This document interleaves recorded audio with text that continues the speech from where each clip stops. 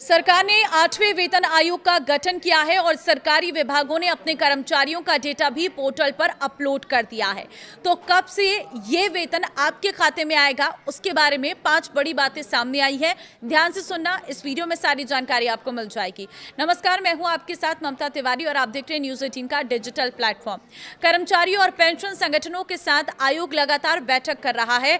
बहुत से शहरों में 8वें वेतन आयोग को लेकर बैठक हो चुकी है और बहुत से शहरों में अभी भी मीटिंग होना बाकी है। इस मीटिंग के दौरान कर्मचारियों ने आयोग से अपनी मांग सामने रखी है, जिसमें सैलरी, पेंशन के अलावा छुट्टी, भत्ता, हाउस रेंट अलाउंस और फिटमेंट फैक्टर जैसी चीजें हैं। इन्हीं मांगों के आधार पर आयोग अपनी रिपोर्ट सरकार को सौंपेगी। रिपोर्ट सौंपने के बाद कैबिनेट इस पर अपनी मंजूरी देगा, तब जाकर इसे लागू करने के लिए नियम बनाए जाएंगे और फिर इसे लागू कर दिया जाएगा। अधिकतर एक्सपर्ट्स का मानना है कि 8वां वेतन आयोग को लागू होने में 1 साल से अधिक का वक्त लग सकता है, क्योंकि इसमें अभी बहुत से काम बाकी हैं। भले ही आयोग से तेजी से काम कर रहा है, लेकिन इसके फाइनल रिपोर्ट बनने और समीक्षा करने के दौरान अधिक समय लग सकता है।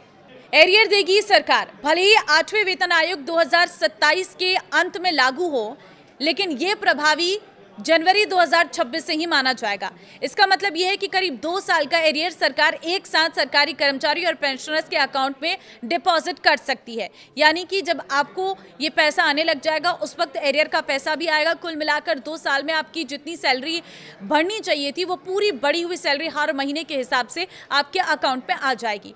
8वें वेतन आयोग के 5 बड़ी मांगे ये हैं। पहली चीज, मिनिमम बेसिक सैलरी। NCJCM ने मांग की है कि कम से कम बेसिक सैलरी को 18,000 रुपए से बढ़ाकर 69,000 रुपए कर दिया जाए। यह मांग फैमिली की जरूरतों और महंगाई को ध्यान में रखकर तैयार किया गया है। दूसरा है फिटमेंट फैक्टर। कर्मचारियों ने एक बड़ी मांग फिटमेंट फैक्टर को लेकर भी की है। कर्मचारियों की मांग है कि सरकार फिटमेंट फैक्टर को बढ़ाकर 3.83 कर दे। फिटमेंट फैक्टर के आधार पर ही बेसिक सैलरी में इजाफा करता है। अगर 3.83 फिटमेंट फैक्टर होता है तो ही कर्मचारियों की मिनिमम बेसिक सैलरी 69,000 रुपए होगी। तीसरी बड़ी बात है, हर साल 6% सैलरी पर बढ़ोतरी। कर्मचारियों की मांग सैलरी में हर साल बढ़ोतरी की भी है। सरकारी कर्मचारी मांग कर रहे हैं कि कम से कम उन्हें हर साल 6% की वेतन बढ़ोतरी मिले, ताकि उन्हें महंगाई से मुकाबला करने में आसानी हो। और चौथा, पुरानी पेंशन योजना OPS बहाल। इसके अलावा कर्मचारी संगठन की मांग है कि पुरानी पेंशन योजना को फिर से बहाल किया जाए। इसका उद्देश्य रिटायरमेंट के बाद कर्मचारियों को अधिक तय पेंशन सुरक्षा देना है। और 5वीं बड़ी बात है, HRA और दूसरे भत्तों में बढ़ोतरी हो।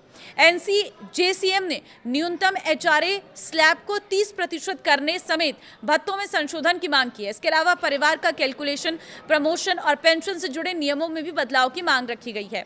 ये सिर्फ एक कागजी काम नहीं है, बल्कि पूरे 8वें वेतन आयोग की सिफारिशों की नींव है। ये डेटा जमा करने की डेडलाइन पहले 30 जून थी, लेकिन कई विभागों के रिक्वेस्ट पर इसे बढ़ाकर 31 जुलाई कर दिया गया। अब ये विंडो पूरी तरह से बंद हो गई है। इसका मतलब है कि कोई अन्य विभाग अब नए डाटा को पोर्टल पर अपलोड नहीं कर पाएगा। जिस हिसाब से 8वें वेतन आयोग पर काम चल रहा है, उस हिसाब से एक्सपर्ट्स अनुमान लगा रहे हैं कि 2027 में इसे लागू कर दिया जाएगा। हालांकि 8वां वेतन आयोग 2026 से ही प्रभावी माना जाएगा। इसका मतलब कि नया वेतनमान लागू होने के बाद 1 साल एरियर जोड़कर आपको दिया जाएगा। तो फिलहाल आपको क्या लगता है, किस तरह से इसे डिसाइड करना चाहिए और कितनी वेतन बढ़नी चाहिए, आप मुझे कमेंट में जरूर बताएं। नमस्कार।